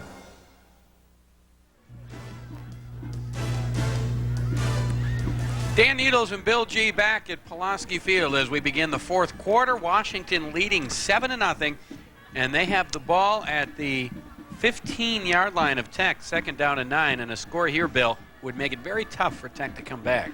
Very tough indeed. A lot being asked of the Tech defense right now. They're simply going to have to hold. 2nd down. Jenkins rolling right, looking deep. He's got a man open, incomplete. And give a lot of credit to Derek Sanders for breaking that one up. The intended receiver was 81 Darrell Carter. And watch on the replay as Sanders came from the right side of the screen. A little roll to his right. Number 81 Darrell Carter was in the right corner of the end zone. And Sanders closed very quickly to break that ball up. Well conceived play by Washington, but as I say, the difference was the ability of number 32 Derek Sanders to get over there in the right amount of time. So it's 3rd down and 9 now for the Pergolders. Big play. They lead it 7-0. Derek Jenkins, the quarterback, he's got the handoff to 22. Chris Perrine trying to break outside, but a good job by the Tech defense. And Nikhil Williams pushed that play back inside. And watch on the replay, he made that play. He did indeed make that play. Perrine looked like he had a huge hole developing on the right side of that Washington line. There was nothing but white jersey out there. Out of nowhere, Nikhil Williams slashed through there, got a hand on him and brought him down. Also, big play. Jumail Edwards out there to help push that play back inside. So 4th down and 7. The ball is spotted at the 13. They're going to try a field goal. McCarter in. The ball is going to be set down at the 20. It's a 30-yarder. It's up, and it is no good. It falls short. So Tech holds, and they are still in the game. It's 7-0 Washington. So Tech will take over 1st and 10 on their own 20-yard line. McCarter just not enough leg on that one. I think he used a 9-iron, needed about a 5 on that one, Dan. The only score of this game came in the second quarter, as it was Perrine, 78 yards on a touchdown run after he had intercepted a pass, and that is the score that is standing up right now. And we've got a timeout on the field taken by Washington, as they were not quite ready for that one. And so still 7-0 with 11:09 left to play. There you see the Burgolders. Well, playoffs are beginning in a couple weeks, so we mentioned the importance of this, and the winners will be in the playoffs. Well, 11:09, this game has been everything we expected. Two fine teams slugging it out. If this was a heavyweight fight, I'd say right now this is round 12 with Tech hanging in there and Washington trying to finish them off on that last series. But again, I'll go back to what I said last time. I don't know if they're at the point where Tech has to score here, but I think minimally they want to get out of here with some field position. So they're in a position to tie this thing up here in the latter stages of the fourth quarter. A lot of credit to the Tech defense on that last set. Score, as you indicated, would have put them in real tough shape. At Camp Randall Stadium, it is homecoming here for Tech. Game played here at Pulaski. And they're hoping to get some offense going. 11:09 left in the game. Here's the handoff to Sanders. Nothing doing. Hit on the tackle. 56 is Titus Watkins, the nose guard for Washington. Troy Jones, the linebacker, also in there. And it's a loss of a yard, actually. 2nd down and 11. Next week, we mentioned we will be in the Metro Conference at Hart Park. Marquette, the Hilltoppers, against Racine St. Catharines, trying to wrap up the Metro title, are the Angels. 2nd down pass. McNello gets away from the pressure, throws, and he's complete his pass. Matt Lansey, the receiver, and it's a 1st down for Tech.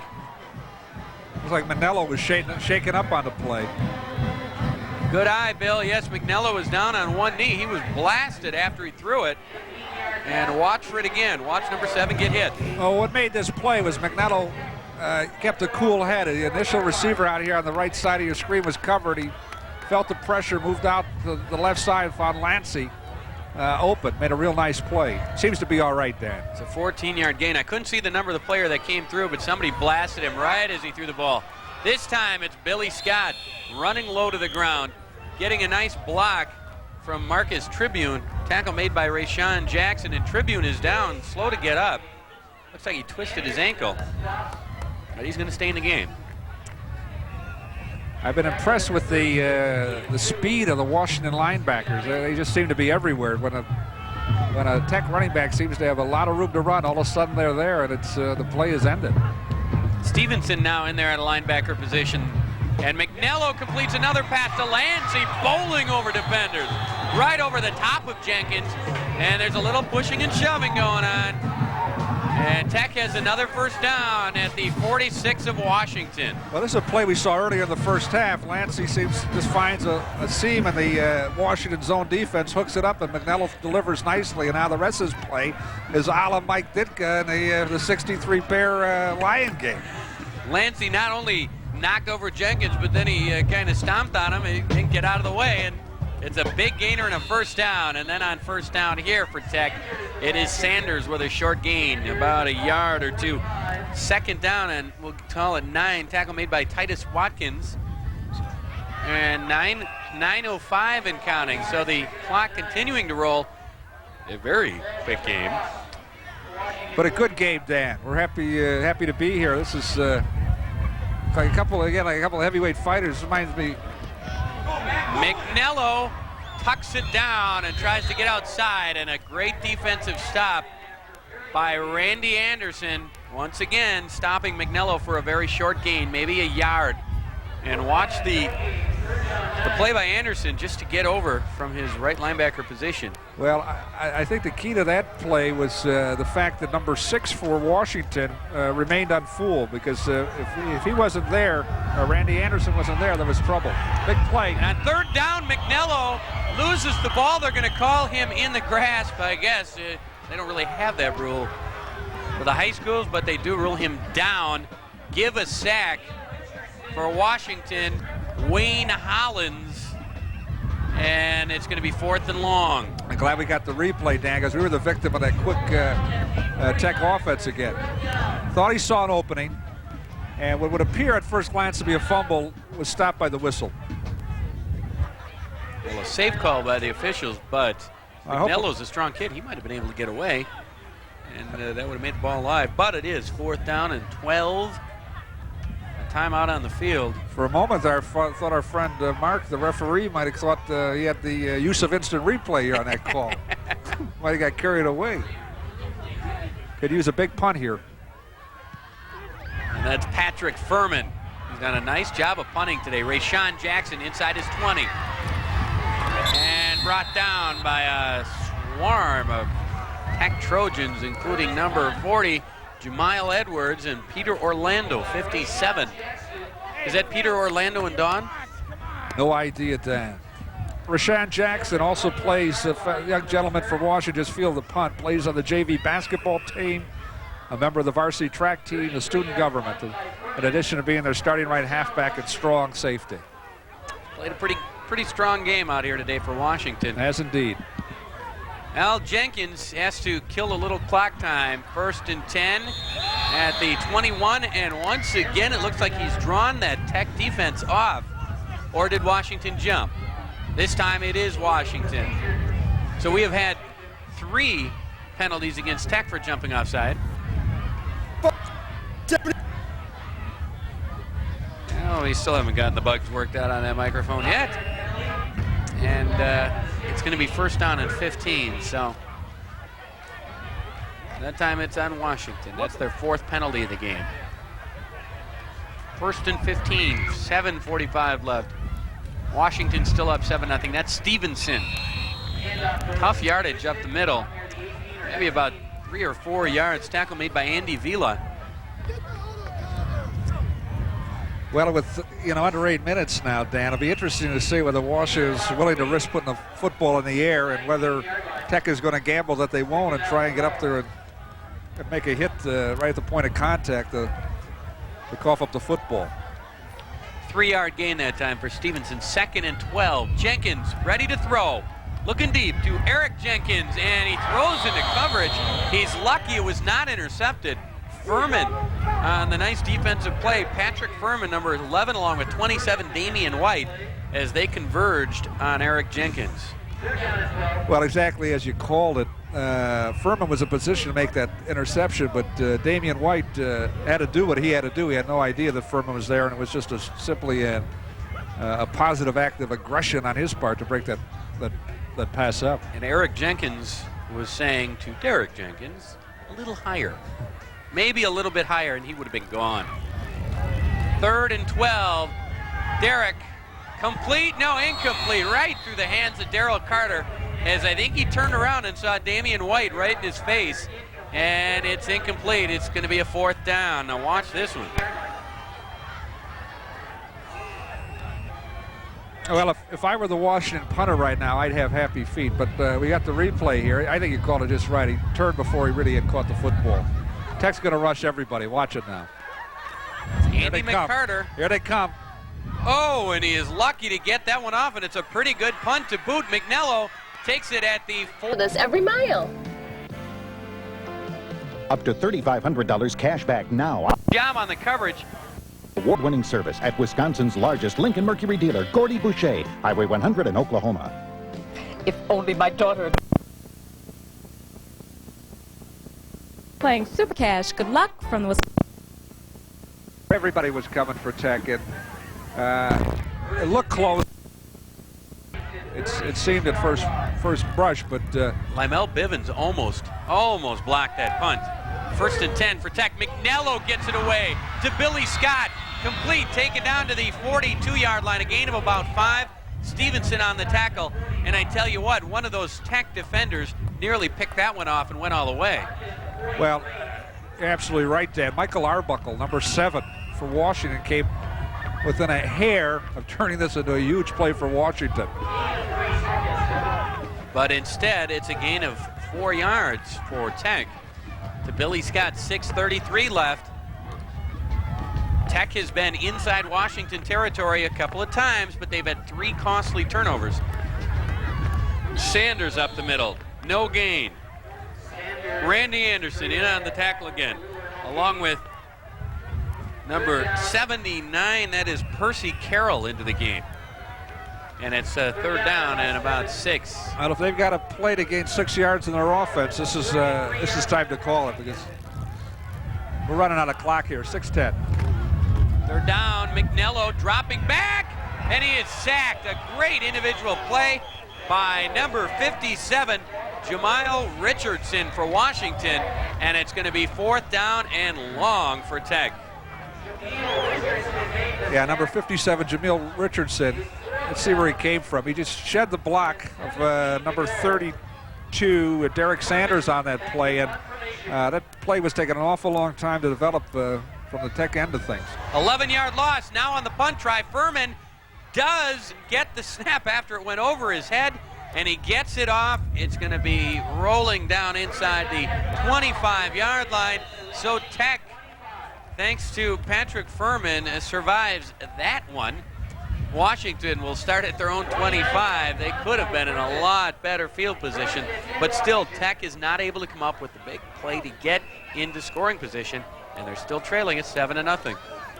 Huge play by Patrick Furman, because it would have been very easy on the basis of the snap to panic, but he sized up the situation, realized he could still get it off, barely got it off, but saved his team a good 35 yards in field position. Here's the handoff to Perrine, getting outside, brought down by about 3 or 4 players. Big number 78, Tremel Solomon, along with Derek Sanders. Solomon I wouldn't want running into me. 6'3", 245, that's generous. He's a big guy. Also out there, I noticed Bernard Brown has been in and out of the lineup. He goes about 300 pounds at 6'2". Perrine must be in excellent shape, because he's running as hard right now as he was when this game started. He's had a lot of carries in this game. 4:37 and counting. Washington needing some first downs. They gained 8 on first that time. Second down, the handoff to Stevenson, the fullback, who's also had a very good day. Mike Kopp on the tackle. Very close to a first down. They need to get to the 35. And they did. That's a first down. Maurice Stevenson, number 44, is both a fullback and inside linebacker for the Pergolders. He's also on the track team, participates in the weightlifting club and the student government. 5'10", 193-pound junior fullback for the Pergolders. So Greg Lehman just content to have his team take their time. 4:10 and counting left in this game. Tech is going to have to start thinking about taking some timeouts.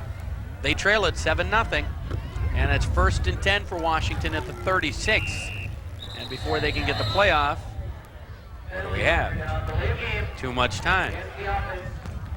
Well, I don't think he wanted to take that much time.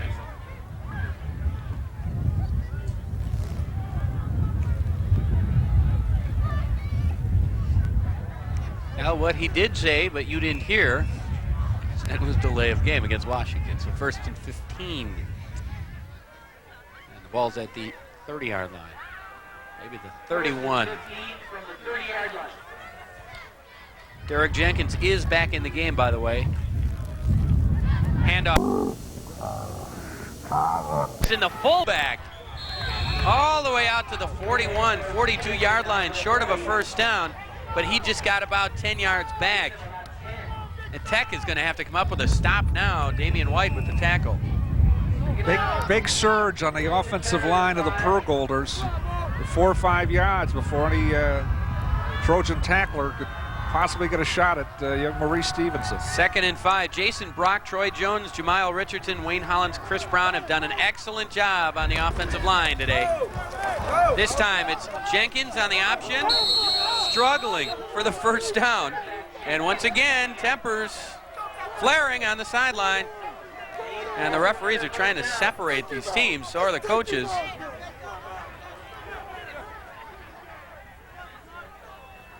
And everybody does a nice job of separating them. This time they fracas in front of the Washington bench. And it's a first down for Jenkins. You know, I've been impressed with the ability of Derek Jenkins throughout this football game, Dan, simply to make the right decision. He's had to make a lot of them in this Washington offense today in the option plays. And when he's gone back to pass, he just hadn't made a bad one. Only one turnover in the game, and that was on the pitch early in the game to Perrine, and I'm not really sure who was at fault on that play. It was just mechanically not a real good pitch to the running back. It did not cost Washington, though. Stevenson, the fullback, up to the 50-yard line. 2:40 and counting. Tackle made by Marcus Tribune. Well, I think we've gotten to that point here, Dan, where Tech is going to have to load it up here and dare Washington to throw the football. Because the real success, obviously, has been on the ground today, and they got to stop them right now. They need to stop big time, you're right, or to come up with a turnover. The ball is at the 49-yard line of Washington. The Pergolders 2nd and 6. Stevenson again. He is getting most of the work here in the second half as they're trying to kill the clock, and Tech is forced to call a timeout. That is, I believe, their second of the half. I'm not sure. We're going to have to check on that because there was a timeout called earlier. That was indeed their second. They have one left, and with 2:06 left to go in the game, they're going to need to make the stop right here on third down. It'll be a 3rd and 5 for Washington. Well, we had felt, Dan, that this game would come down to some drama, and I think we've got our first touch of it here. 3rd and 5, 2:06. Tech is going to have any chance to win this football game. It's a play they're going to have to hold the Pergolders. You know, not to shift gears too much, but good news out of Green Bay. Packers didn't lose this weekend.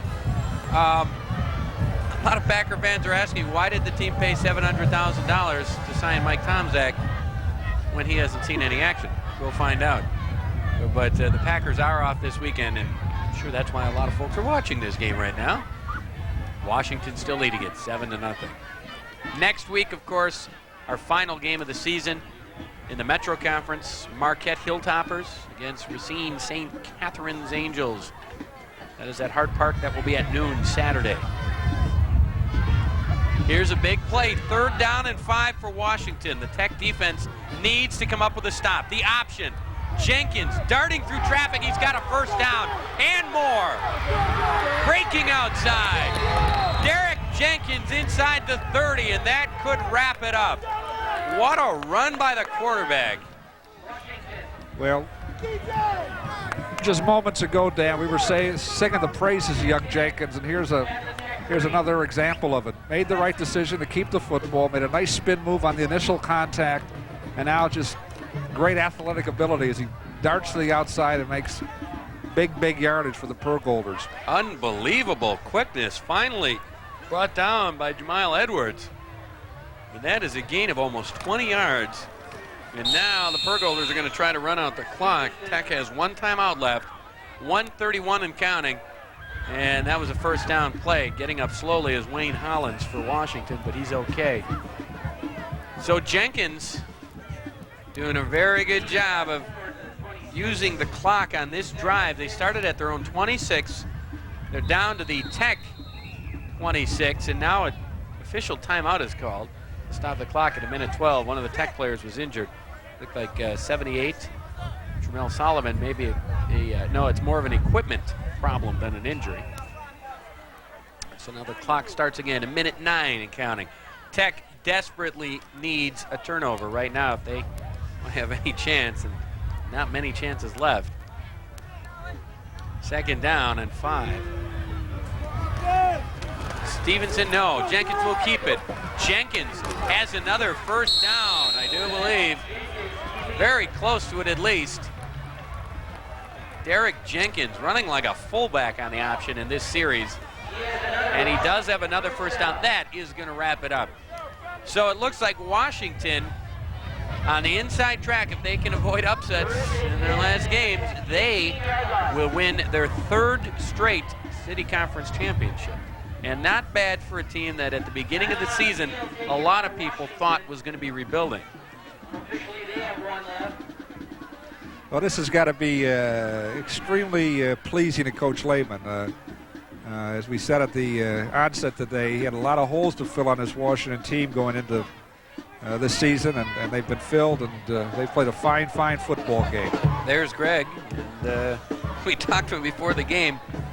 He was wound up pretty tightly, I guess you could say. Well, he had his game face on, I'll give you that much. And he said all year people have been doubting his team. Well, not anymore. Last year they beat Tech and went on to win the City Crown, and they lost in the playoffs. But the last couple of years, they have had some big names on the team. Last year, Dexter Liggins, one of the best running backs in the state. But a lot of those players graduated, and they weren't expecting as good of a team effort as they've gotten from Washington. But they will go back to the playoffs. Tech will also be in the playoffs, unless something unusual happens in the final games. And now Washington will just run out the clock. Stevenson, the fullback, no gain on first down, but Tech is going to call their final timeout. That last timeout was called by Washington, by the way, not by Tech. So that is the Trojans' final timeout. What I found interesting on just this last play, Dan, despite the seeming futility of Tech's situation at this stage in the football game, as you might anticipate from a Konowalski coach team, all the Tech defenders were rushing that football and still giving 100% effort as this game winds down. They're not quitting even for a moment here. There you see the cheerleaders for Washington saying goodbye. The Tech fans, it's their homecoming, it's spoiled. A lot of folks are starting to leave, but they put up a good effort and they had their chances. Tech threw an interception. McNella was intercepted in the end zone by Chris Perrine. That was in the second quarter, and then 2 plays later it was Perrine with a 78-yard touchdown, the only score of the game. Jenkins again adding to his rushing totals, brought down by almost the entire defense for Tech.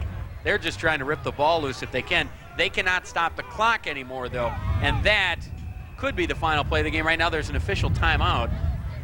Got an injured Tech player on the field. That time it was Furman. Furman has taken a beating today. He's been down 3 or 4 times. He's back up on his feet. There you see the clock. 7-0 Washington leading. And Tech just called another timeout. That, I think they have one left in. Well, there's a happy Washington bench. A tip of the fedora to Coach Lehman and the Washington Pergolders. You could hear him yelling, 3-peat. It was my math, folks. It was nothing else. They don't get 4 timeouts. They get 3. But one of the earlier timeouts, I guess, was called by Washington. So that settles that issue. Well, we felt it'd be an even game, a closely contested contest, and it's been all of that. I enjoyed being here. Enjoyed having you. Well, it's been a pleasure. If you're a high school football fan again today, I don't know where else will you be. And as we're talking here, I want to thank some people. Our game was produced by Mara Lord and directed by John Madej. Another fine job by those two putting this together. Also our remote technical director, Russ Jacqua, John Eddy on audio. The remote crew chief is Mr. Sean Downs, and Andy McKenna is the studio technical director today. Ivan Torres on instant replay, and a nice job as Jenkins sets it down on the final play of the game. The cameramen, Al Richards, Jim Steinert, and Greg Zablocki, the production specialist, Wayne Walls, and on Chiron, Kevin Johnson. Thanks to them, and now it's time to celebrate as the Gatorade bucket of water goes on the head of Coach Greg Lehman of Washington. The Pergolders will win the city championship once again, beating Tech 7-0. The only score of the game, a 78-yard touchdown run by Chris Perrine of Washington. That proved to be the difference. And it looks like Washington will indeed repeat as the city conference championship, as the champions. I should say a nice effort by both teams. 3 turnovers for Tech is what hurt them. This was a well-played, well-coached football game. Certainly both these teams are fine examples of not only high school football, but perhaps the best the city conference has to offer. And it was indeed a showcase. We hope it was going to be. One last thought here, Dan, as we wind down. I want to thank you at Channel 12 for taking the time out to cover high school football here in the city of Milwaukee. I talked to a lot of people, and everybody appreciates it, and especially the fine job you're doing each and every Saturday. Well, thank you very much. We enjoy it. And speaking of very well done, here is the game's only score. The quick pitch to Chris Perrine as he outraced the entire Tech defense to the end zone. Outstanding speed, and that was a great play to get him isolated against the defense. I think it caught Tech off guard, and that ended up the only score of the game. And a nice shot on the sideline there. There you see number 44, Nakia Williams of Tech, who played an outstanding game. Over talking with some of the Washington players, there were a couple of fracases during the game, but afterwards, everybody congratulates each other. Both teams know that they gave it all, and you hear that cliche time after time, but the way these guys were playing today, there's no doubt about it. Spirited contest. So Washington, once again, 3 straight city championships. Once again, next week, we move on to the Metro Conference. It's the Marquette Hilltoppers against the Racine St. Catherine's Angels. That is our final game of this year's high school game of the week, and we've been pretty lucky with some good matchups all year long. So hopefully that will stay the same next week. Once again, I want to thank you, Bill G., for joining me in the booth, and to all the folks who helped work on this broadcast. And once again, our final score was Milwaukee, Washington 7, Milwaukee Tech nothing. That's it from here from Pulaski Field. Join us again next week, next Saturday, 12 noon, for Marquette against Racine St. Catherine's. Again, the final 7-0. For Bill G., I'm Dan Needles saying goodbye and good luck.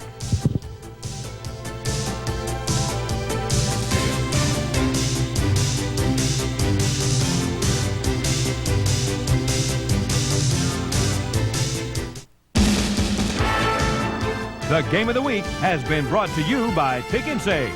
When it comes to price, we're talking low. And by Warehouse Shoes. Name brand shoes, great prices, and full service. We've got it.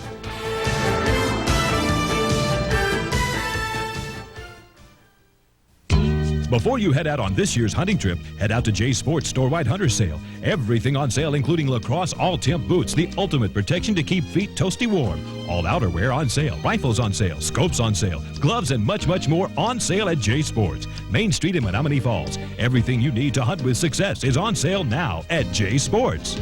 Jay's Sports, you'll always find us at the heart of the sporting life.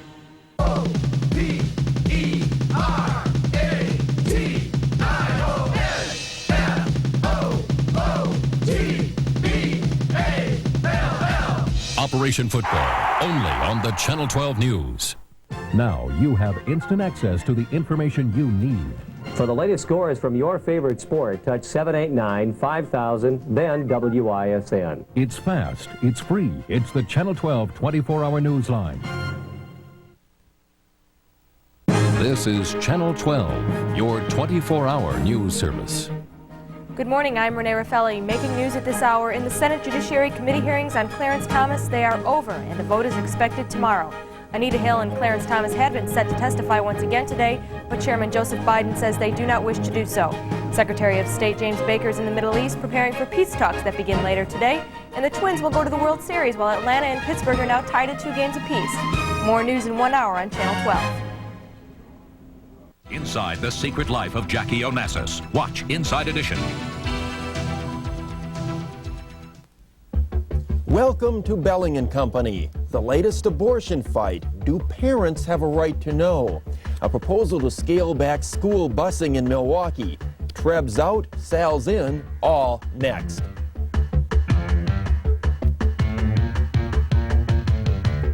Good morning, I'm Mark Belling. The company is advertising and public relations executive Todd Robert Murphy, author and journalist Charles Sykes, and UWM professor Walter Farrow.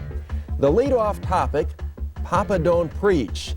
The seemingly annual battle over abortion parental consent is back in Wisconsin. Thousands rallied in Madison this past week in support of legislation requiring girls under 18 to have the okay of a parent or legal guardian before having an abortion. Whose rights should prevail?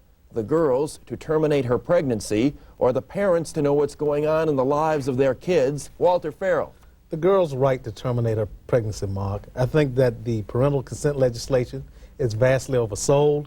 Most of teen abortions are known by parents or some significant adult. There is not a necessity to just restrict that to parental consent, because that does not provide for kids who are in situations where they're victims of incest and sexual abuse. Let's suppose that was written into the bill. If rape and incest had a special provision, you could go to a social worker who could then go to a judge, or a teacher could take a case to a judge. If there was a caveat in there to cover rape and incest, would you support the bill? No, I would not, because I think it's just not needed. I think that what we need, we cannot legislate family values, and there are some expectations from that bill that just will not be realized in the real world. I'm actually a little surprised at that, Walter.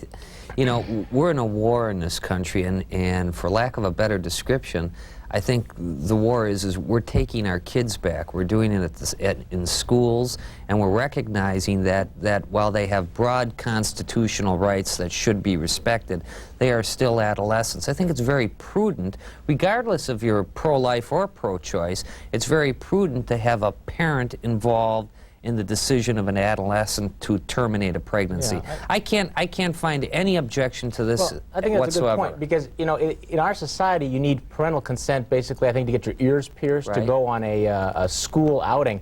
The problem with the abortion debate is, and I think our tendency in society in general, is to make rights absolute, to be so absolutist. And I think that's what we're doing here on abortion, because in fact I think you can be pro-choice.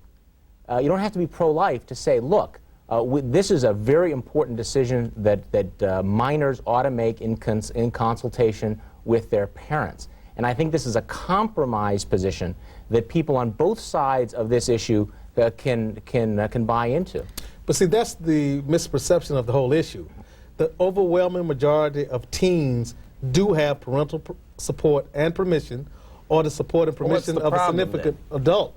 And it's just not needed to restrict all teens to having parental consent. But we talk about family values so much in this society. But over the last 20 years, we have done so much to erode the family. We have interposed special agencies, professionals, the so-called helping profession. All this legislation does is say, if you're going to make a fundamental life decision that you have to talk to your parents about. Now, I recognize what you're saying, Walter, that there are some cases where it might not be appropriate.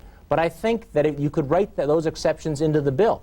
Because the only Well, are you talking about notification or consent? Both have been proposed in Wisconsin. Well, I think that I think that consent would be a good deal, but notifications would seem a minimum position. But I think that the kid needs to have the right to petition the court directly, because we have so many dysfunctional families in contemporary society that Walter, youngsters need that opportunity. Why do you build the law around the dysfunctional family? Why is the assumption of legislation that families don't work? See, that's the problem in our society, is we've lost faith in the family. Shouldn't the model be the families that don't work, and let's make exceptions for the families that don't? But we cannot assume, Charlie, that by building the law into the legislative process, it will make dysfunctional families stronger. It will not. Is the abortion lobby picking the wrong fight on this one? Because I think most people in Wisconsin do think that parents ought to have a right to have input in this one. By having this be the big abortion battle in Wisconsin this fall, are they picking the wrong fight? Well, I think politically it's a serious mistake. In fact, there's some studies would indicate that upwards to 80% of Wisconsinites believe that parental consent is very prudent. So yeah, I think they are very definitely picking the wrong fight.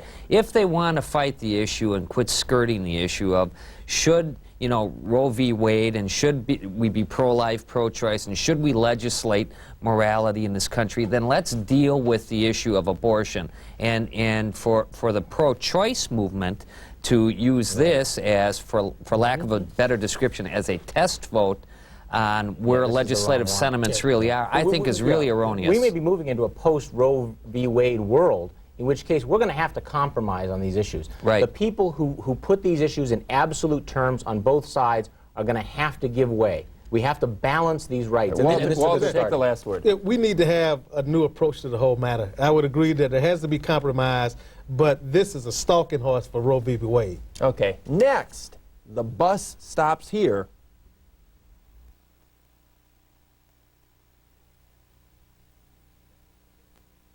Belling and Company is brought to you in part by Integrated Mail Industries and the Milwaukee Brewers. If you've been hurt in an accident and you're negotiating with the insurance company, you're in trouble. They know their legal rights. You need to know yours. You need a good lawyer, a lawyer who will fight for all the money you rightfully deserve. We'll represent you on a percentage basis. We don't get paid until we get money for you. Call us at 223-4800 for a free personal consultation. At the law firm of Jacobson and Hupy, we help injured people. We get results. I'm Jerry Batzner. My family's been serving business and homeowners since 1946. We are available 24 hours a day and invite you to call and set up a visit to fit your schedule. We eliminate pests, any kind of pest. Our prices are competitive and our reputation is impeccable. Don't gamble on pest control. Call Batzner, 476-1700, at your service 24 hours a day, 476-1700. For carpenter ants, bees, and other pests, call now. We guarantee results. Now you have instant access to the information you need. For the latest news, Action 12 consumer alerts, or the weather forecast for southeastern Wisconsin. For all the latest scores, family health updates, or the winning Super Cash and Megabucks numbers. Now, for information you need, just touch 789-5000, then WISN. From your 24-hour news service, it's fast, it's free, it's the Channel 12 24-hour news line. Number 2, bus fuss. Milwaukee's massive school busing plan may be hitting the skids. School Superintendent Howard Fuller wants to cut $7 million from busing over 4 years to spend the money somewhere else. Fuller wants more kids to go to school closer to home. Is this the beginning of the end of busing in Milwaukee? Charles Sykes. I think it might be. I think this was a very positive sign. Howard Fuller, from the very beginning that he's been involved in Milwaukee school issues, has focused on the huge cost of busing, the disproportionate impact on black students. And I think this is the beginning of the end. And I say that because Fuller was very careful to say that this is a transitional plan. We're going to have a lot of buildings built, more schools put in the inner city where the children are.